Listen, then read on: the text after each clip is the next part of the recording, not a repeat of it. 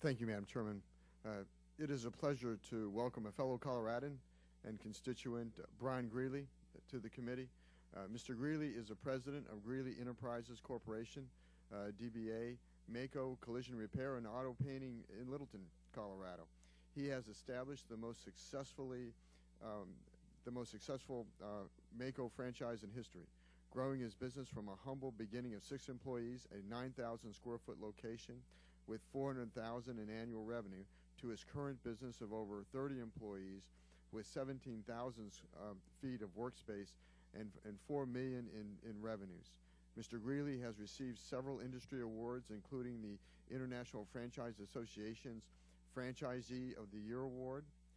He became the first inductee of the Maaco Hall of Fame Award, which was established in memory of Maaco's founder, Anthony Martino. Outside of the workplace, Mr. Greenley enjoys traveling with his wife and daughter, along with various recreational activities such as gardening and sports. Welcome to the committee, Mr. Greenley. We look forward to hearing your testimony. Thank you, Mr. Kaufman, and Ranking Member Luke DeMeyer for inviting me here today.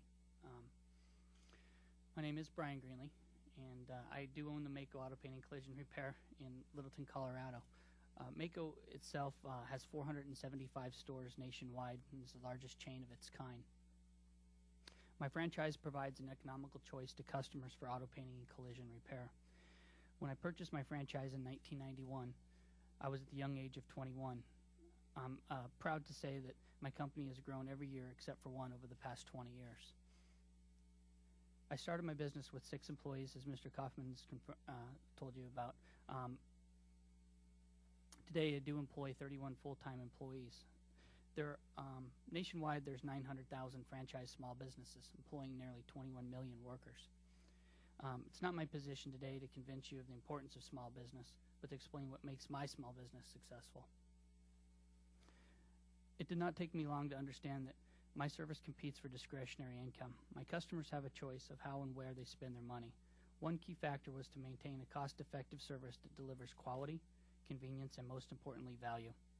Positioning value over the years has been difficult with rising labor costs, payroll taxes, cost of goods, utilities, property and personal income taxes.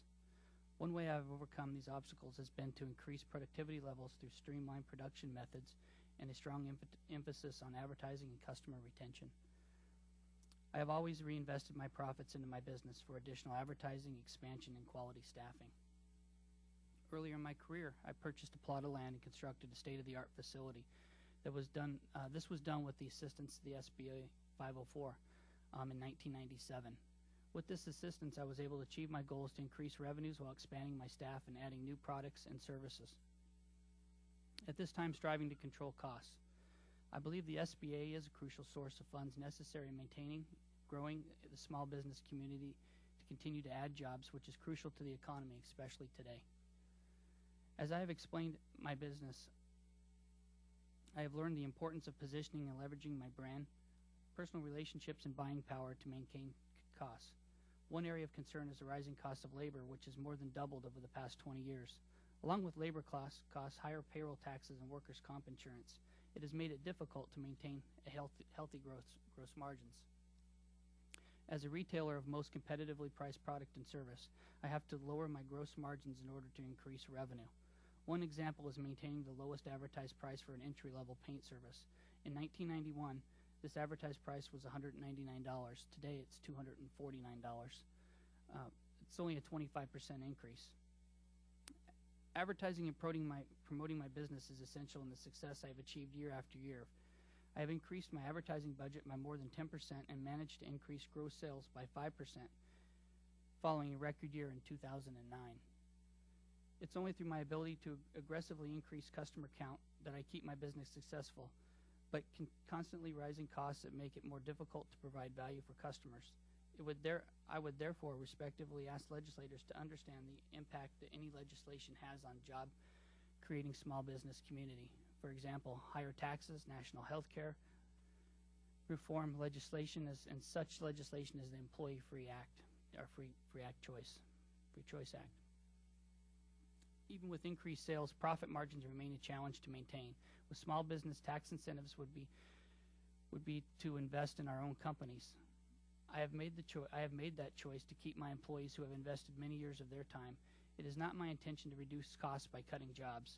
Even during the economic slowdown, I have not had to reduce my workforce by even one person. I strive to find competitive advantages and share ideas with employees, fellow franchise owners, and look forward to continued growth. I ask Congress to embrace those of us willing to invest everything that we make our companies successful and grow our business. I believe the administration has not placed enough focus on making life a little easier for small business owners such as myself. A bailout or handout is not what we're looking for, but policies recently enacted, still being debated, from healthcare to reform to climate change and financial reform, do not, from my perspective, help small business. Thank you, members of Congress, for allowing me to speak today, and if you have any questions, I'd like to answer them, please.